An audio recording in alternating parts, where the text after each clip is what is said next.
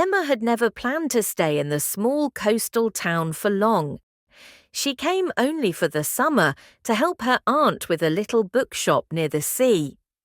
The shop was quiet, full of old novels, travel books, and postcards that no one seemed to buy anymore. Emma liked the silence. After a difficult year in the city, she needed a place where time moved slowly. Every morning she opened the shop at 9. The smell of paper and salt from the sea filled the air. Most days were the same, until one Tuesday when a man walked in just before closing time. He was tall, with dark hair and kind eyes. He looked a little lost, as if he was not sure why he had entered the shop. "Do you have any books about this town?" he asked. Emma smiled. "Only the old ones," she said. "They are not very accurate." "That's fine," he replied. "I like stories more than facts." His name was Daniel. He was a photographer, traveling from place to place, working on small personal projects. That day, he bought an old book and asked Emma for a cafe recommendation.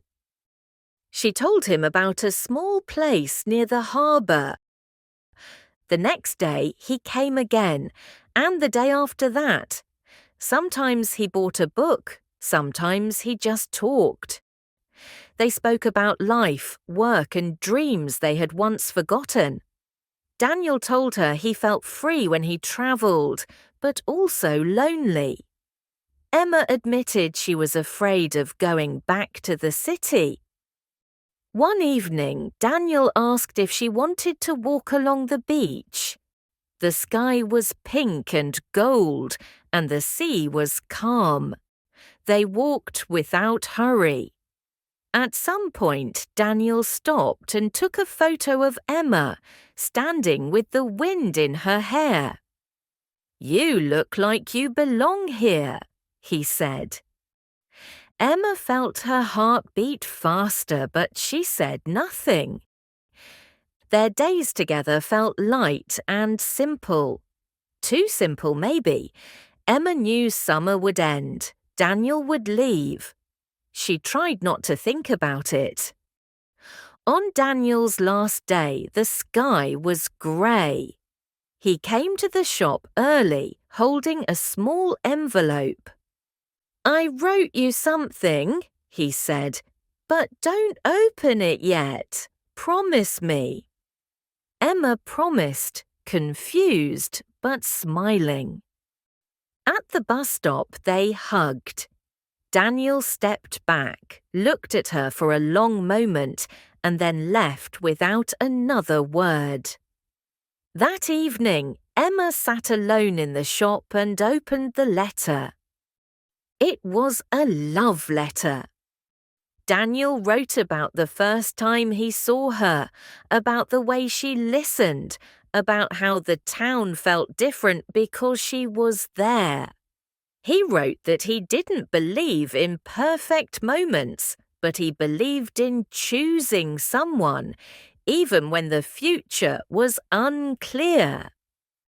At the end of the letter, there was one sentence that made her hands shake. "If you feel the same, come to the old lighthouse tomorrow at sunset." Emma's heart sank. Tomorrow was too late. The next morning, she received a phone call from her aunt. There was a family emergency. Emma had to leave immediately. No time for explanations, no time for goodbyes. By noon, she was already on a train, moving farther away from the sea. For weeks, Emma thought about the lighthouse, about the letter, about the words she never said. She tried to forget, but some feelings do not disappear. 3 months later, back in the city, Emma found something in her mailbox. A postcard. On the front, There was a photo of the lighthouse at sunset.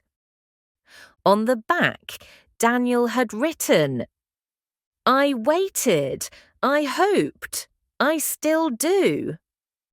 Emma didn't hesitate this time. 2 weeks later, she returned to the coastal town. The bookshop was closed for winter, the streets almost empty. At sunset, she walked to the lighthouse. Daniel was there.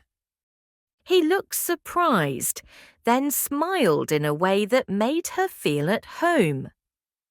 "I thought I missed my chance," he said. "So did I," Emma replied. "But maybe some letters are not late. They just arrive when we are ready." This time, neither of them walked away. They did not speak for a few seconds. The sea was dark now, and the lighthouse light slowly turned around them. Daniel broke the silence first. "Are you staying?" he asked carefully. Emma looked at the town below, at the quiet streets and the familiar sound of waves. "For a while," she said. "Long enough to see what happens." They started meeting every day. Not like before, now there was no feeling that time was short. They drank coffee in the mornings, walked along the beach in the evenings, and shared small moments that felt important. Daniel showed Emma his photographs. Many of them were empty places, roads, windows, the sea at different hours. "I was always searching," he said, "but I didn't know for what." "And now?" Emma asked. He smiled. "Now I know who I want to share it with." Emma reopened the bookshop for a few hours each day. Fewer people came in winter, but she enjoyed the quiet.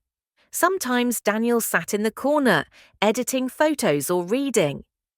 It felt natural, like something that had been waiting to happen. Still, fear did not disappear completely. One evening, Emma asked the question she had been avoiding. "What about your travelling, your work?" Daniel was honest. "I will travel again, but I don't want to run anymore. I want a place to return to." Emma nodded. She understood. Love was not about stopping life. It was about choosing to walk together, even if the road was not always the same. Spring arrived slowly. The town became brighter, louder.